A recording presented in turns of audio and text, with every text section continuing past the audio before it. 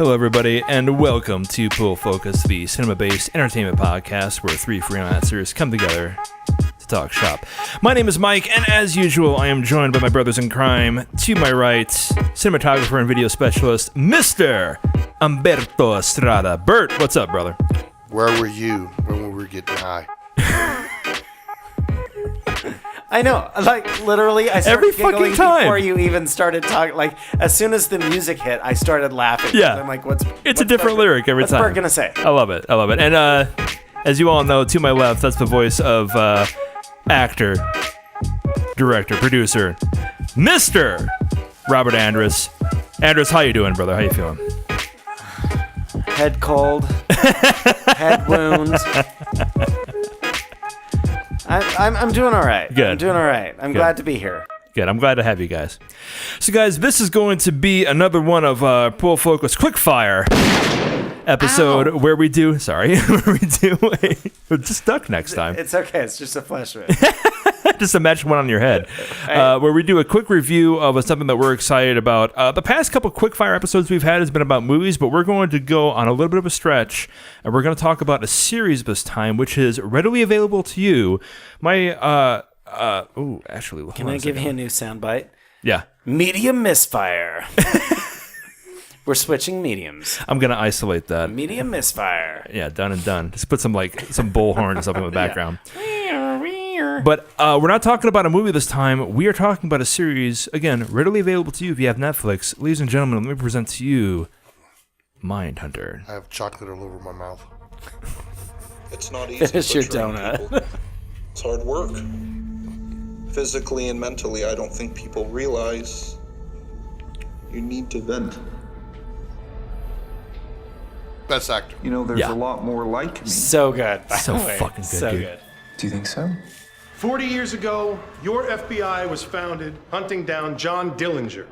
Now, we have extreme violence between strangers. We travel around the country and teach FBI techniques to cops. You guys mind if I bother you for a minute?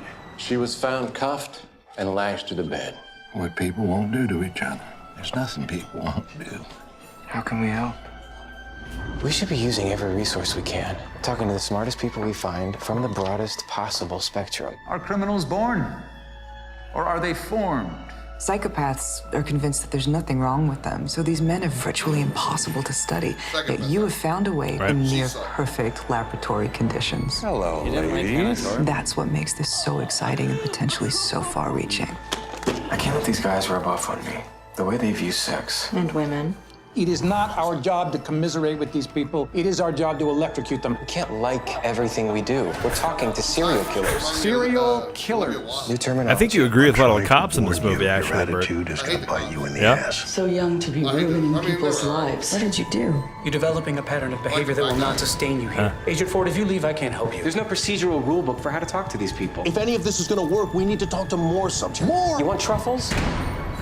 You gotta get in the dirt with the pigs.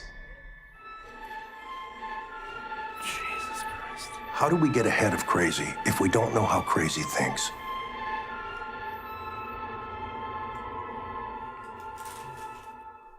God damn. If you stare into the abyss stares back, man. I cannot tell you guys how happy I am you all agreed to watch this entire series and talk about it with me. Because by far, out of all the seasonal things that Netflix has released in the past year for 2017, and we're talking about huge titles. We're talking about fucking Punisher came out like a couple weeks ago. Stranger Things.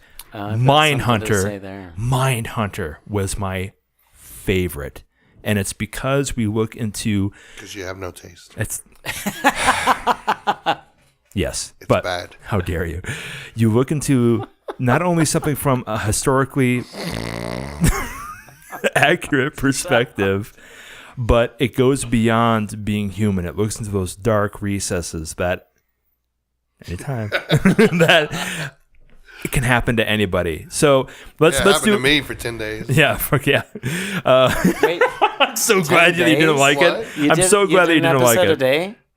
Well, I binged this one. Yeah, for real. I did. For real. So let's get into the synopsis, guys. Mindhunter is a series that's on Netflix right now. Again, we only have a half an hour with our Quickfire episodes. We're going to dive into this and talk about it, talk about why we liked we'll it, probably talk about what we talk didn't like about it. Maybe an hour, because we're a couple shots in and I made coffee, so we'll see what happens. But quick synopsis. In the late 1970s, 2 FBI agents expand criminal science by delving into the psychology of murder and getting uneasily close to all too real monsters. This series is based upon real cases of serial killers when that term was first being used, being developed. When we're talking about Manson, we're talking about all these terrible monsters that look just like everybody else who murdered, raped, and killed. Manson looked like everybody else? Yeah.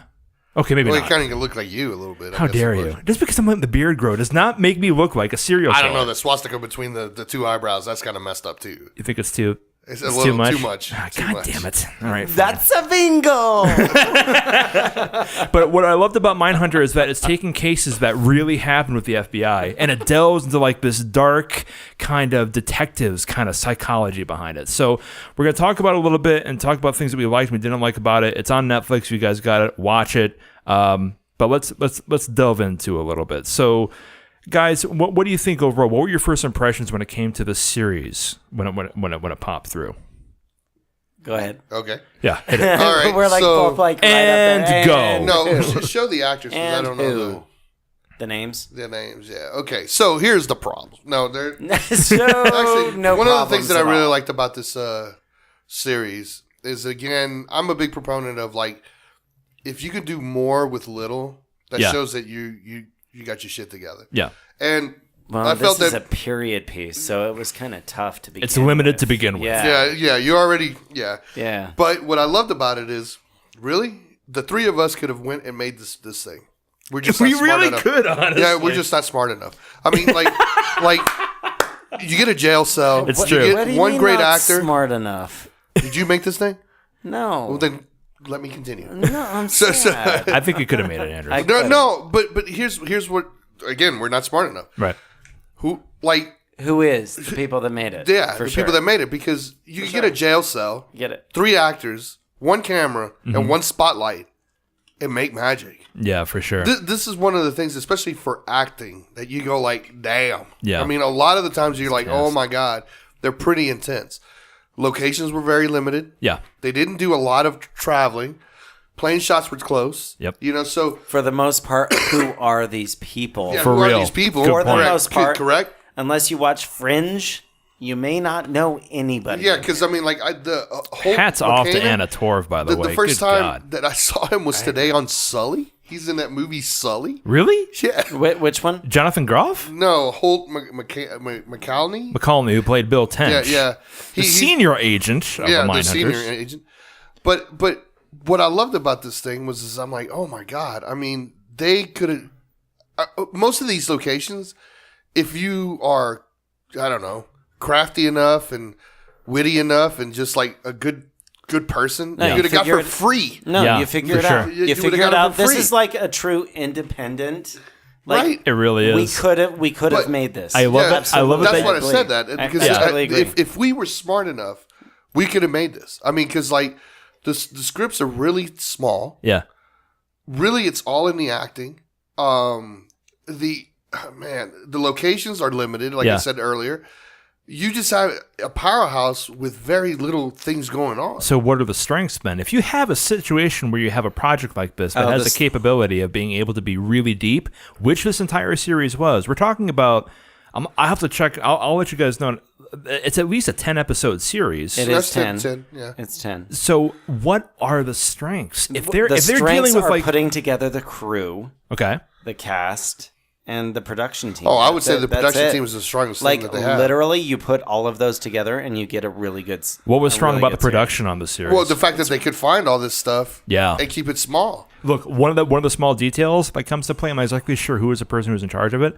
All of the cars looked fucking great. No, yeah, sure. I mean, I would say holy that shit, you know Jack. what's crazy about it. How do you find these fucking things? It wasn't Easy. a story because the premise, Vintage post. the premise is amazing.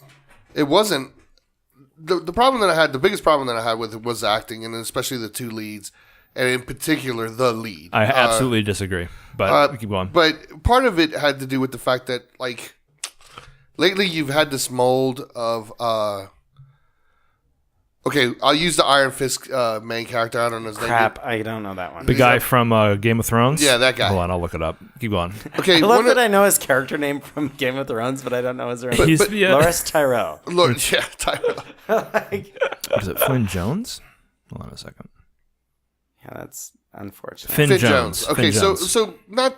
I'm trying not to shit on Jones, but the acting's hard enough as it is. Bro. No, fair. But like you have this model of the lead actors now, where they're pretty, they're kind of shallow, okay, but they're given depth characters, like deep characters, but they can't handle them. It's like the Anakin Skywalker of like fucking TV. I mean, like what's that dude's name? The guy that did Anakin? Hayden Christensen. Okay, yeah, like they're just not. They're flat. They don't bring a lot to the table. Now, the older actors, like the Holt McCallany guy, he brought something to the table. Yeah, for sure. But like, I disagree. Well, that's fine. Yeah. But that's because you're an actor. But I mean, like, but the reality of it is that they don't bring enough depth. Like, imagine Brad Pitt playing that role. For sure. You know, like Brad Pitt, even in his height. You know, like. Please get close to the microphone. I am begging you, please get close to the microphone. Eat it. Sorry. Like, he would have destroyed that role. For sure. You know what I mean? Like kind of like in but again, this is more of the indie and like work with what you got. but you look at what was that? But what I will say is War like Machine. David Fincher, No. right? That's what it was in. David Fincher is at the helm on this one. Right. Yep. He directed just him 4 of the being episodes. attached to this. Because he directed like the first four, at least the first. Yeah. Dude, first David Fincher, 2. fucking Andrew Douglas too has No, like literally, very it capable. is. Okay, the people at the helm, they know what they're doing. Yeah. Right. So the fact that they're doing this on probably a lesser budget than what they would normally do it for, and that leads into who you have playing the lead characters. Fair. But I think they could have gotten. I just don't think he's dynamic enough. I mean, in particular, like, okay, the last scene. Do the spoiler thing because. On the last scene, do this. Hit the button. Spoiler alert. When he confronts that big, serial killer, so good. Who you rooting for? Oh my god, I'm rooting for both of them. No, I'm not. No, I totally understand because it's the character dynamic of. They're setting it up from the beginning too. No, but even so, even from an acting point of view, funny you should say that because the stakes are higher on the serial killer. Yeah, the fact that he totally dominates that scene. How does oh my god, I have to because I actually wrote on this guy's Twitter in regards to it. Cameron Britton, how does he played the big guy? He played Edmund Kemper. How do you terrify somebody with by being nice by limited movement, like being super fine? I mean, like he did such an excellent job of just like, look, the terrifying thing about monsters is that they exist and they look like everybody else, and when you can actually capture that and provide it in a believable point from drama. Yeah, but I'm going to disagree with you. He doesn't look like anybody else. Oh, okay. He's like 6'9". Yeah, but his mannerisms, the way you're expecting a killer to be, he's so violent, blah blah blah. The way that they capture the creepiness of him talking about how he, spoiler alerts. Had sex with his dead mother's head as if he was reading off a fucking TOS report is mind-breakingly disturbing. These are real people with real material. Yes, real actors, though. Right. See, but because, let's be honest. And this is why I didn't like the lead. What was his name? Jonathan Groff? Jonathan Groff, yeah. The reason I didn't like Jonathan Groff played Agent Holden Ford. We had the scenes you look forward to every time. Were the jail scenes. And I think it was set up to be that way. No, that's fair. I actually agree with you. Completely that's fair. Because I want to feel that uncomfortableness.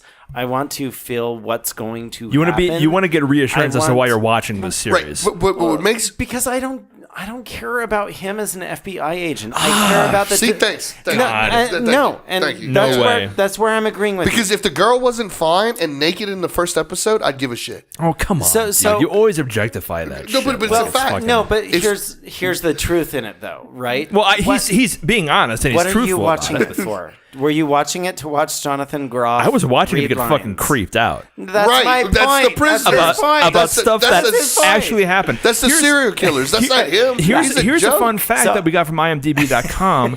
The majority of the scenes that were interviewed were based off of the real tapes. fucking tapes. So here's my point. That's Whatever. what I was They saying. actually had these conversations. The serial killer was way more interesting than the main character. I Period. disagree. That's what... What are you talking about? Look, when you have somebody who's up there and they have like 5 minutes or whatever, these scenes where the jail scenes were short in regards to the overall layout of the series. Right, so And we're washing clothes. Hold on a second. So What the fuck? I mean, the fuck out of here. It's true. They were washing clothes. Okay, so when you go through and you see these great actors, and they're all great because only good actors can terrify somebody in 5 minutes. Groff Which is terrified nothing. you? No, fuck yes.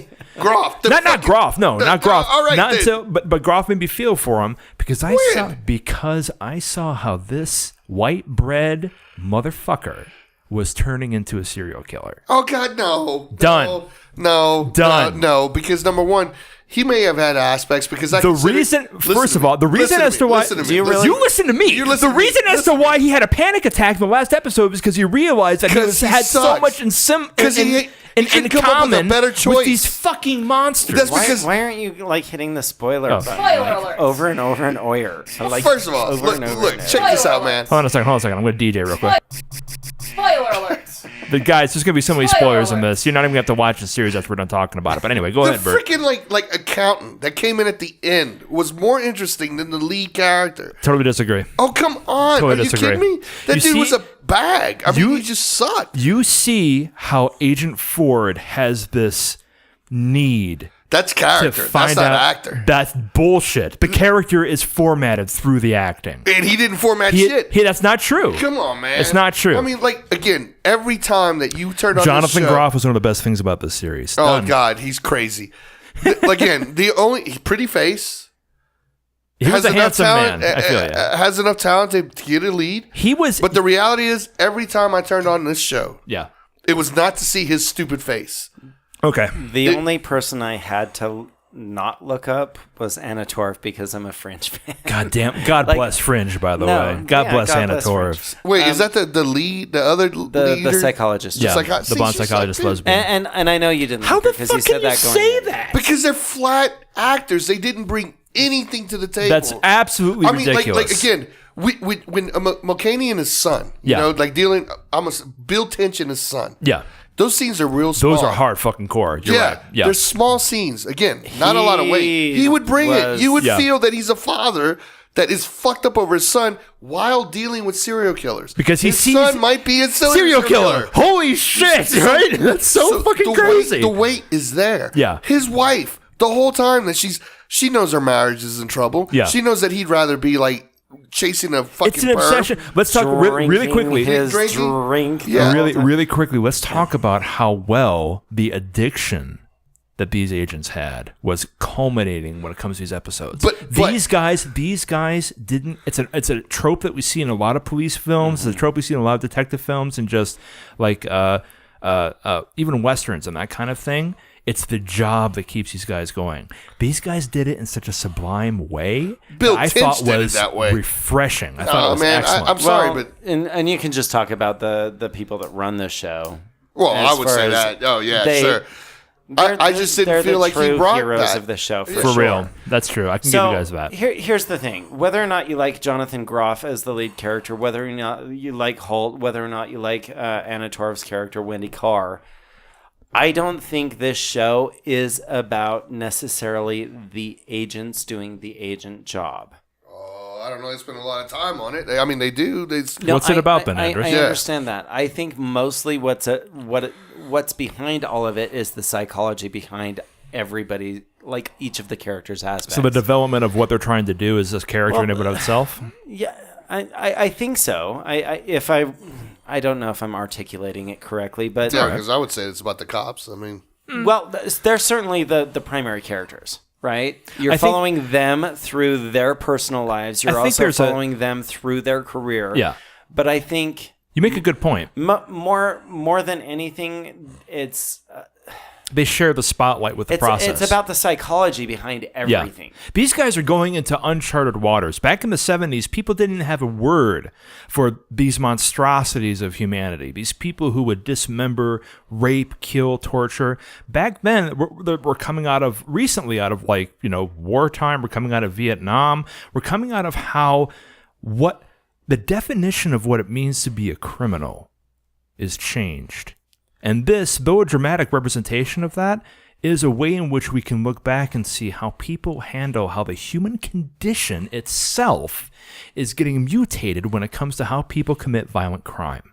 Yeah, but that's a strong premise. But that is the premise of the entire series. Yeah, that's a strong premise. What I'm arguing is put a good actor in and watch out. They're all right, fine. I mean, because I think they handled it great. Well, if you have different actors in here, it's certainly different stories. Like for what you said, Bert, you put Brad Pitt in there. People are going to watch it, and he's going to bring it. Like he'll be eating food in front of everybody. Yeah, because I mean, like he's like munching on a piece of pizza before they order. What was Charlie's True Detective? Yeah. Remember True Detective? Yeah. Okay, so True Detective, one, you have a combo that's crazy. Harrelson and McConaughey. Yeah, it's the same vein for sure.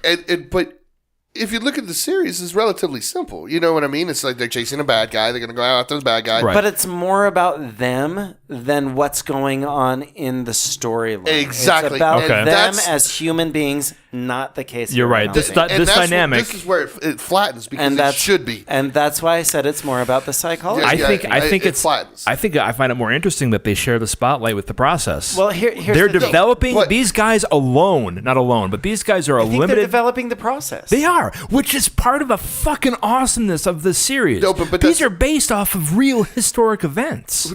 But so what? I mean, okay. I find that interesting. Listen to me. You have the Civil War. It's hard not to listen to you. You talk so I know, much. because I'm right.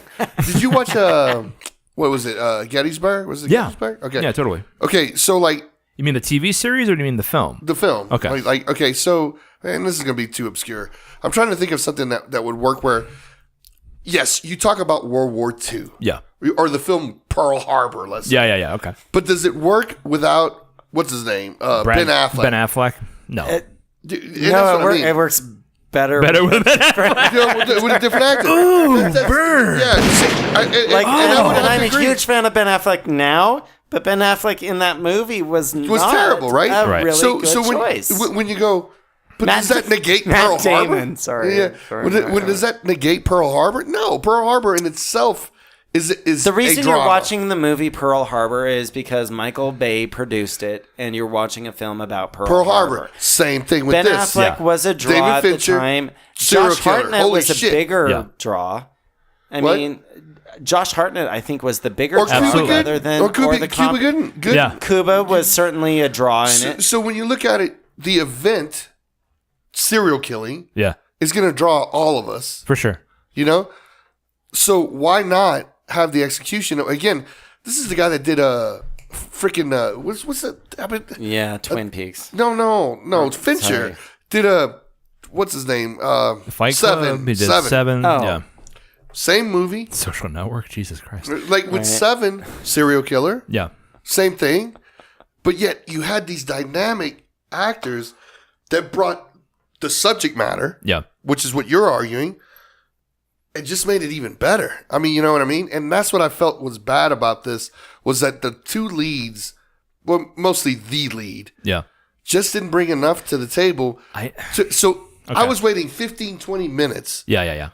For the serial killer. What do you expect him to say? What's in the box in the first 20 minutes of the first fucking episode? No, but you wait. But what made that priceless was everything up until what's in the box. How can you not see? Does this then mean that Kevin Spacey is the ADT serviceman? Yeah, no, totally. But see, but that's the other thing too. What's in the box? But the reality of it is, Brad Pitt was still engaging. Yeah.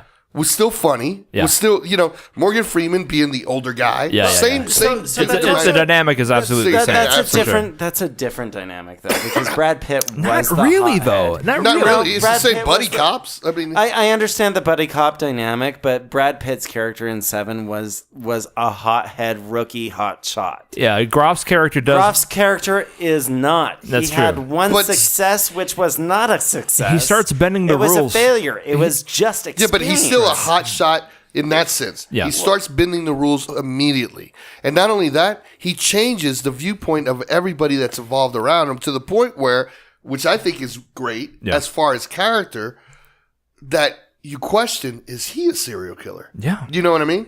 But I don't feel like he brought enough to say, oh my God. Well, we're gonna have to agree to disagree. Then, Well, because that's fair. But I honestly think that was the downfall of this show is that for most people, well, at least the people that I saw it with, I guess I should say. Well, it's disturbing material for Yeah. one. Yeah, sure. that's we were waiting for that. Yeah. You were waiting for the cell scenes. Yeah. And he didn't do anything. I will.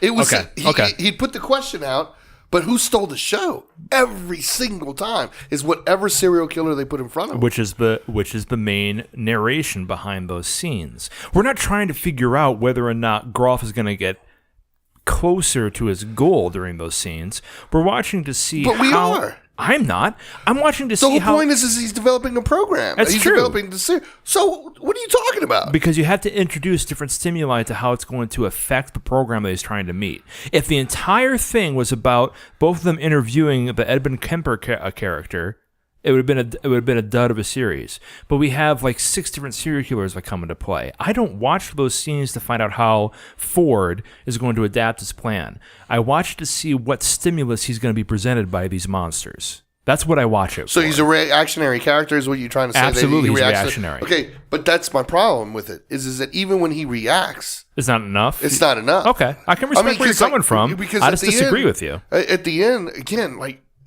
the stakes are really high at the end. Because at that point, you are trying to decide Such a great scene. It's if so great. if he's going crazy. Yeah. You literally are going like, because at this point he's broke up with his wife. Girlfriend. I mean his girlfriend. Yeah. The group is kind of dissolved. Yeah. You don't know where it's going. The last person he has to turn to is a serial killer. Right. So you go, Wrong place to turn. yeah, the stakes are really high at that Yeah. point for that character.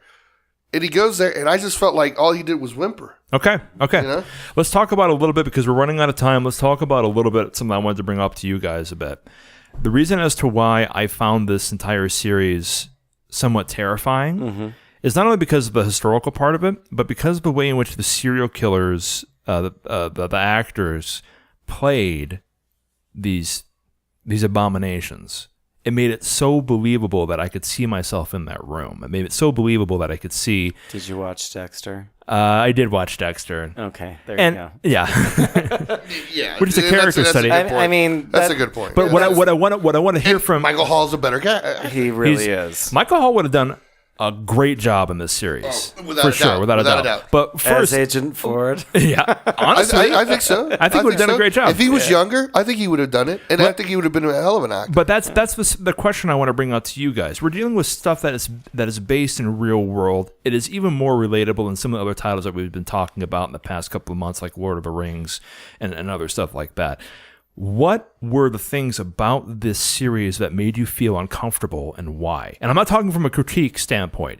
I mean like things that really kind of put a shiver up your spine when it came to the different dynamics that were coming through with the characters and the narration and that kind of thing. Honestly, I wasn't creeped out. Not once, really? Well, I agree with to that. the level that You guys are hard as fuck. No, and that's kind of where I'm going with it. I wasn't creeped out to the level that I think you were, based on I have seen a lot of true. content Yeah. that has been more disturbing and more terrifying in a literary content. Really? I mean, context. that was based off like verbal context. Like It was based off like a real world concept like this. This shit actually happens. So here's the thing, though. Yeah, but here's so, the thing. I mean- we're supposed to buy into even the fantasy idea of watching this movie that did not happen in real to true life. True. Okay. As Dexter, right? Right.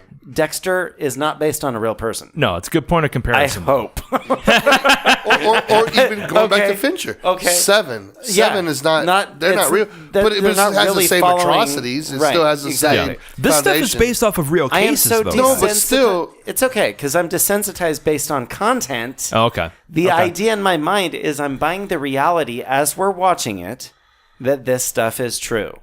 Okay. I am now desensitized to the fact that, oh, by the way, this is now a real life situation with real life individuals. Yeah. And by the way, we're also so desensitized it's not that gross as a society, because I'm sorry, one person killing a few people is not that big of a deal anymore. Correct. Because now we have Las Vegas. Correct. Yes, correct. Oh shit. Absolutely. And now Amen. now we have Columbine, and now we have Sandy, and now we have correct. That's earthquakes and tidal waves. Damn. And No, but eruptions mostly the mass killing. You have mostly the mass killings. You don't need a natural Vegas, event. then Texas, then where is it going to fucking stop? That's a good question, bro. That's a good question. Good job, Andrus. because I mean that's my problem. That's an with excellent point, man. It's a very good point. Yeah, because when you say it's kind of interesting that I'm talking about a series that's based off the atrocities of real life, and when we have even more real life examples, I kind of desensitize to us to the narrative that's coming up on this. And even though these people are messed up, right? They were going one at a time. One at a time. And they're captured. They're already in jail. They're in jail. They're not opening done. fire on a bunch of civilians at a public event. I think I need to think then about why this series freaked me out so much. Because now here's one thing that I'll give credit, which may be that happens still too, by the way. Yeah. Well, that's what I want to talk about. When did that happen and why? One of the things that maybe, because I felt this, and maybe we are talking the same language when I get to this point. Yeah. Is that this thing was really cool about your mind's eye picturing the event. I couldn't agree more. So the words were really powerful. So how far does your mind go? Yeah. So when that dude's fucking the head, they don't have a scene. They let you imagine what that's like. God damn, that's a good point. Yeah. So that's how far are you going to take point. it? So for me, well, I look at took the visuals from the still photography so far that's as right. well. Yeah. That you only were implied a few. Exactly. I wonder. That's genius. And that's genius. It's psychology. It's genius. It's about the psychology. But that could horrify somebody if you're willing to go there. Yeah. Now, me, in my mind's eye, it's a cutaway of his ass naked, fucking something. You don't really see what is going on.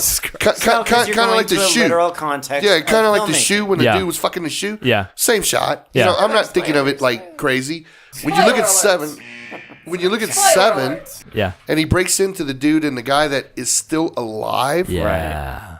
That is horrific. That's disturbing. That's hard disturbing. To watch. So I agree with Andrus in the sense of, number one, through film, through just watching movies, you become desensitized to it. Okay. And then actual events right now. God. This is shit. I mean, this is one dude killed a couple of women. Oh, it sucks. Okay. But then you got the asshole in Vegas. And there is a reality. Yeah. 50 some odd people. Yeah, that's exactly in one event. So, do you think then that the thing that, if anything, kind of put a shiver down your spine was that the fact that the direction was giving you the freedom to imagine it for yourself? Oh, I can see where that would affect people, but it didn't affect me. What did anything rub you the wrong way? Not at all, because I mean, for one, I'm a big Fincher fan. Yeah. So when Seven came out, I think that's the epitome of violence that he can do. I'm talking to a couple of stone cold individuals. I mean, so when Seven came out, and he was pretty horrific in Seven. Oh yeah, and he was pushing the boundaries for sure. Right, exactly. He's lucky it got an R rating for some of those scenes. And honestly, he did do the same thing with Seven. He allowed you to imagine the idea of this man's wife's head. Yeah, right. Yeah, because you never That's see the true. You never see it. Yeah, the idea that is there. Right. And she's pregnant. Right. And sorry, Seven spoiler. It's been out for so long you don't even deserve it. But Andrus brought up a good one was Dexter's the same one. And Dexter had the combination of both being violently messed up or the suspension part where you just like you imagine what happened. I think that you guys put on a good point because no one will ever be able to horrify me more than myself, right? In a sense, because I'm going to interpret things in a way that because nobody knows me better than I do, Right. and maybe that's something that we should speak to when it comes to whether they did it on purpose or not. I think part of the genius of this entire series, besides the fact that Jonathan Groff is a fucking titan when it comes to developing this character, it gives you. I do like the guy. Yeah, I just don't know that I love that so much. It gives you Titan with 4 flat tires. It gives you freedom to imply your own horror in regards to these real life events that could Right. happen. So your mind is better than Jonathan Groff. Period. I mean, you know, I'm not going to argue that. I mean, because like, but he's the catalyst for me to start thinking about that. No, it's a serial killer. Those scenes are designed for the serial It's killer. both. It's both. If you've got a huge budget, who do you put in that role? Big actors who are going to cause people to look at the screen. Yeah, like Michael C. Hall. Even younger. Who do you put in there? Right now, you've got a few options. If you want to go on the older side of the spectrum that still plays on the younger, maybe you put in Joseph Gordon-Levitt. Sure, he would be great. And at that. that's Great. exactly who I thought of. Like, wow, right? We were talking now, about if you him. want to go by popular vote, you put somebody like maybe Zac Efron in there. Sure. And even then, maybe there's enough there to sway No, you but one I would- way or I Get would- the fucking other, Franco right? in there, dude. Like, just Well, for and God's sake. David or James. Yeah. I'm a big fan of David as well. So, I think David would probably yeah. be a better choice, but whatever. But there's some again, issues. like they're better choices. Okay. Whatever. Well, okay. Whatever. Well, then- we'll get off of for kicking your- Jonathan Groff's Okay, well, ass. we can agree to disagree. I find what's kind of cool about it is I think the characters and the actors did a good job of presenting what was this historical kind of dilemma, which made it more horrifying for me a little bit. But to your guys' point, the fact that we didn't see scenes where the serial killer was having sex with his mom's head does definitely lend more towards the capability of me to visualize that myself. And that was definitely a horrifying point, for sure. Oh, no. And if you allowed yourself to go there. Yeah. Oh, I did. Oh, yeah. I mean, because one of the things that I loved about True Detective, more so than, let's say, this. Wait, I love Let's that talk series. about season 1 versus season 2. Oh, no, yeah, fair, for sure. Thank you, because I did not enjoy Same kind of thing where the motif is dark. Right. Yeah. So, the filming is dark. Everything's dark. It's realistic. Yeah. Right. The horror scene wasn't that the girl was tied to a tree or that the dude wore a gas mask or whatever. It's really the two characters brought the horror to you. Yeah. And again, it sounds like I'm kicking the shit out of this guy, but the two leads didn't really do that for me. So I think I disagree with you. But. No, I think that if I might have gone there when you asked, would go there if you have a guide that's strong enough to take you there. Okay. So like again, when McConaughey would describe these awful violent scenes in True Detective, and they never left off the end of the table. You're right. Right. You know what You're I mean? right. They didn't cut away to anything. The very powerful storytelling narrative was choice. enough. Exactly. I never felt that way with this, even though they're asking questions. Yeah. So again, like the scenes that I died for was the serial killers because they dug up these guys and they whipped ass. Well, and they did do that with them. Yeah. Look, guys, in the interest of time, I mean, we can agree to disagree about certain things. I think both of you are making excellent points in regards to that. Let's jump again real quickly when it comes to our specialities. What were the strengths from your standpoint, Andrus, that popped out to you? From an actor standpoint, from a casting director standpoint, when it came to this series, I'm gonna say it's a supporting cast piece for sure. Okay. You put the cast all together, it makes it work. Wicked. If I'm following the individual actors, I've got to give it to the senior agent over the younger agent. Mm-hmm. And since I'm a fan of Lady Torv, good choice. It was fun seeing her in there. And I've seen some familiar faces throughout the whole series, like Lena Olin. I'm such a huge Alias fan. I'm so glad Lena Olin made an appearance in there. So I'm like, woohoo! She was again spoiler. The lover, somebody's lover. Yeah. But more than and there's also a Utah affiliation in there. Yeah. The car accident scene, the car driver. You remember the car accident? Where they got hit by the truck? Where they got hit by the car. The agents got hit by a car, and they had to spend the day at the bar. Yeah. The car driver's actually a Utah actor. Killer. That was kind of fun. It's good shit. Awesome. Like, woo. Woo! Utah Awesome. affiliation. So That's great. yeah. That's great. That's Yeah. why I asked those Kudos to him. questions. I'm happy you could provide that information. But yeah, for me, this was certainly a group effort. Wicked. I don't know that I could say, oh, you've got to see this person's performance in there okay. over another's in order to really incite somebody's interest. It kind of falls in line with what Bert was talking about. So, Bert, let's move on to that then. From a guy behind the camera, what do you think were some of the strengths when it came to this entire series? Well, one, like, in all of these series are kind of like they copy each other. First of all, let's not kid ourselves. David Fincher behind a camera. Yeah. He knows what he's doing. He knows what the fuck he's doing. And I'm pretty sure he did the first 4 episodes. Like, he doesn't mess around. No. I mean, like all his movies are immaculately lit to give you such a feeling that you're watching a David Fincher movie. His camera angles too. Oh yeah, they're ridiculous. so specific. Yeah. Well, like when you're talking about like fucking Fight Club, Gone Girl, when you're talking about The Social Network, like you're thinking about these things that have a huge potential to just be complete flops. But I remember specific shots from Fight Club. That's right. And there wasn't any like big action or anything happening. I just thought it was an interesting angle that they put into the film. Absolutely. Like when they're shooting that jail scene with the dude that fucks the shoe. Yeah. They did it all low angle. Yeah. And so like he looks bigger. And he's already a big dude. Yeah. So when he laughs, like the lighting was on his jowls. Yeah. It wasn't on his face. So like Fincher is, I mean, like the dude's been behind a camera for so long that he knows he can close his eyes, picture his scene, and it's good to go. Yeah. So the strongest thing of this episode is David Fincher's eyeball. I feel you. Now, like if we got into specifics, a lot of the, which surprised me because I hated these scenes. The scenes with the girl and Groff, his girlfriend and stuff like that.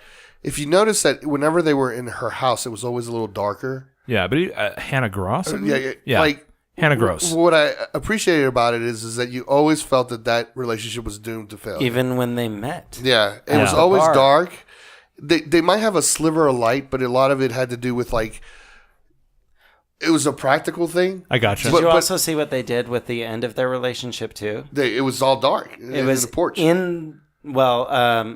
I'm talking about the moment where that nail was kind of in the coffin. The experiment when he went to the college in the dark room. I don't remember. What? So literally, you have the agent going through the dark room trying to meet up with his girlfriend in the social experiment. Oh, and she's in the back. And that was lit. Yeah. And then lights come on to and reveal she's not faithful. Right. At least in that moment. Right. Right. It's a powerful and then the point. other scenes that you see are well lit. Yeah. Right. That's a so good. I mean, there was certainly some subjective things going on. So yeah, like I agree. He totally put what I'm getting at is that again the detail that Fincher has is that like he's able to. Even the scenes that I felt were flat are still magical because you're looking at the production value of what he does. I mean, again, Fincher, he may not have directed that specific episode that Andrus just talked about, but he sets the tone for everything else. And so we need to give kudos to Andrew Douglas and Asif Kapadia and Tobias Lindholm, who the directors and worked with the cinematographers. Yeah, but without Fincher. Without him setting the tone, it doesn't work. Okay. Well, that's cool. From a sound perspective, I mean, quite honestly, when you're dealing with a period piece, you're always going to run into a situation you're not going to run into when you're dealing with like fantasy or sci-fi or whatever. You have less of a palette to go on.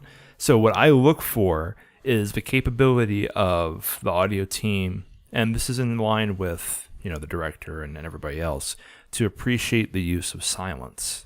Yep. And this is a study in regards to how interpreting the room and putting in tiny little squeaks on the floor or making sure that you have less sound in what could be a very busy scene, it doesn't sound fake, so they appreciate the use of silence. They appreciate the use of minimalism when it comes to the genre that they're trying to promote here. You have scenes where it comes to where you're inside a prison interviewing these guys. You could have gone like complete like carte blanche and have like inmates yelling at each other constantly in the background, or having like the cell doors closing with like huge echoes and everything like that. No, it was isolated, and all you were worried about was the voices coming out of these characters. Basically an interrogation room. Absolutely, because that's exactly what it was. It's exactly what it was. They call them interviews. It wasn't an interview anytime. It was an interrogation. Yeah, but another thing too, to bounce off of the Foley on it was awesome because like I still think of that stupid fucking shoe. Yeah, right? You can hear the zipper come down. Yeah. It's so good. And you go like, what's this guy doing? And then you see him moving, and it's like, Jesus Christ. Yeah, and then that's the reaction, because I guess if you had to pick a horrific thing that you're talking about, that came out of nowhere for me. I was like, he's going to fuck the shoe. Yeah. I mean, that literally came out of my mouth. The look on the actor's faces when the character realized what he was doing. No, but that same reaction is on me and my wife's face, going like, wait, is he really fucking the shoe? You know, so those were magical moments of this series that you think, that's cool. Yeah. I mean, that's cool. So we'll see if they can keep it up. Hopefully Mindhunter gets another expansion for another couple of series. I'd like to see one. I'd really like to see how they develop these things. I hope they kill Jonathan Groff. Maybe they'll fire Jonathan Groff. Don't do it. Don't do True it. Detective on him and get all recast. Jesus Christ. That would be a better show. But anyway, guys, we do appreciate the fact that you're listening to us. Please feel free to let us know what you think in the comments. Like and subscribe on YouTube. Follow us on SoundCloud. Give us an email here or there, because as Bert always says, we may not know what we're talking about, but it's your job to tell us. Exactly. And you can let us know if you agree with us or not at pullfocuspod@gmail.com. As always, even though it's a quick fire, I got to thank my brothers in crime. Thank you, Bert, so very much for offering your opinion. Thank always you, right. Always right. Thank you, Andrus, for letting me know what's going on. And thank you for listening. We will see you guys next time. Take a look at Mindhunter. I think we're all in agreement that at the very least you should watch a couple episodes, because whether or not you like criminal dramas, you're gonna get creeped out, and it's gonna be a good thing. So, thank you very much, and we'll see you guys next time. Peace.